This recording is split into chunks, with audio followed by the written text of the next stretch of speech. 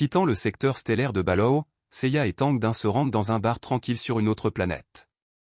Ils prennent place au comptoir tandis qu'un barman à l'allure bestiale et musclée prépare leur commande. Le barman leur apporte 2 grandes chopes de bière, s'excusant de les avoir fait attendre. Seiya engloutit aussitôt une grande gorgée. Ce geste soudain surprend Tang Dun, qui manque de tousser en tenant sa propre bière. Seiya se tourne vers son compagnon d'un air grave, le mettant en garde contre les agissements du président au bar et le traitant d'hypocrite. Tang Dun sourit calmement, assurant à Seiya qu'il n'écoute jamais les politiciens. Soulagé, Seiya rit et donne une tape amicale sur l'épaule de Tang Dun. Il soupire de soulagement, avouant que sa plus grande crainte était que Tang Dun se soit laissé influencer par la mise en scène de Hobart. Tandis qu'ils se détendent, Tang Dun prend une gorgée de sa bière. Après le départ de Lu Sheng, Seiya a suivi son conseil et a quitté définitivement ce dangereux champ de bataille dimensionnel. Il ignore pourquoi Tang Dun est revenu avec lui, mais se sent chanceux d'avoir ce guerrier à ses côtés. Seiya évalue silencieusement sa situation précaire. Il sait qu'avoir un expert de niveau 12 comme Tang Dun comme garde du corps fera hésiter ses ennemis, mais cette sécurité n'est que temporaire. Il se souvient de l'assassin Wang Ji qui a failli le tuer. Avec leur immense fortune, ses ennemis peuvent facilement engager un autre expert, d'autant plus qu'ils l'ont trouvé sur le champ de bataille. Seiya serre son verre, transpirant nerveusement. Maintenant qu'il est de retour, ses ennemis ont plus d'occasion de l'éliminer. Il doit trouver un moyen d'assurer sa sécurité avant leur prochaine attaque. Rompant le silence, Tang Dun se tourne vers Seiya, perplexe, et lui demande s'ils sont venus dans ce bar uniquement pour boire. L'expression sérieuse de Seiya s'adoucit en un sourire confiant.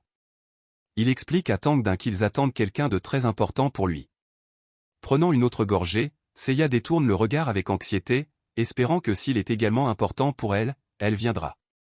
Le silence du bar est interrompu par le claquement de talons hauts.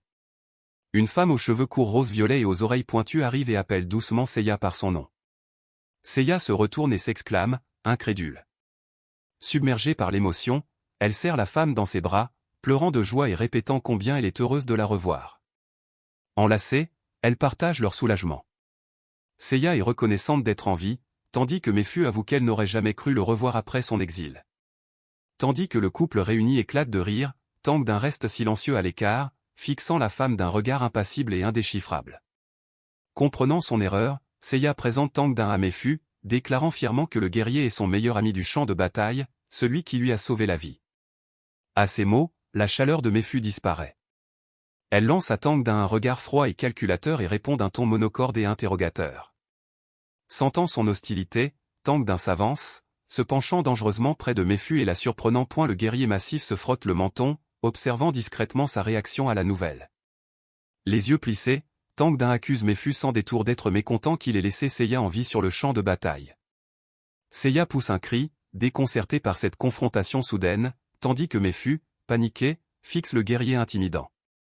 Transpirante et troublée, Meifu balbutie un faible démenti, s'efforçant de dissimuler ses sentiments sous le regard intense de Tang Dun. Seiya s'interpose rapidement et repousse Tang Dun, lui disant de ne pas proférer de telles accusations. Serrant Meifu dans ses bras protecteurs, Seiya déclare qu'elle est sa petite amie et la seule personne dans tout le secteur stellaire en qui il puisse avoir une confiance absolue. La tension retombe lorsque Tang Dun se frotte la nuque avec un sourire gêné, prétendant que son accusation n'était qu'une plaisanterie de mauvais goût. Soulagé, Seiya demande à Meifu de pardonner l'humour grossier de son ami. Souriant chaleureusement, Meifu le rassure en lui disant que cela ne la dérange pas. Le visage de Seiya se durcit lorsqu'il demande à Wells s'il est au courant de son retour. Meifu lui fait remarquer que, son arrivée avec le président au bar ayant été rendue publique, ses ennemis sont presque certainement au courant. Meifu ordonne à Seiya de rester cachée au bar. Elle compte infiltrer la famille Lyris pour recueillir des informations, promettant de revenir si elle découvre la moindre menace. Alarmée, Seiya proteste, arguant que s'aventurer seule sur le territoire de sa famille est bien trop dangereux.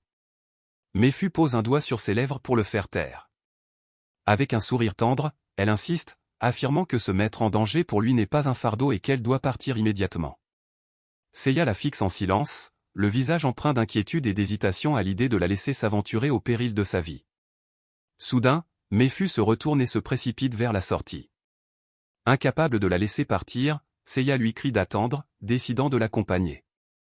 Seiya fait irruption dans le bar, poursuivant Meifu et l'appelant par son nom. Il atteint la zone d'amarrage juste au moment où Mephu s'enferme à bord d'un élégant vaisseau de transport en vol stationnaire. Seiya s'arrête, abasourdie par la rapidité avec laquelle elle l'a abandonné. Soudain, le vaisseau décolle et laisse Seiya derrière lui. Dans le cockpit, le masque d'amour de Mephu a disparu, remplacé par un regard glacial. Elle transmet les coordonnées de Seiya à une flotte de patrouille, leur ordonnant de tirer avec un canon gamma lourd pour s'assurer de sa mort. Se laissant aller dans son siège, Mephu détaille le plan de dissimulation. Imputer l'attaque à un dysfonctionnement du système. Elle exige que l'opération soit exécutée dans la minute. Un sourire sinistre se dessine sur le visage de Mephu. Elle se moque du nouveau grade militaire de Seiya, ricanant qu'une vétérane ne pourrait jamais effrayer la puissante famille Lyris. Un écran holographique montre un homme élégant tenant une bouteille de vin rouge.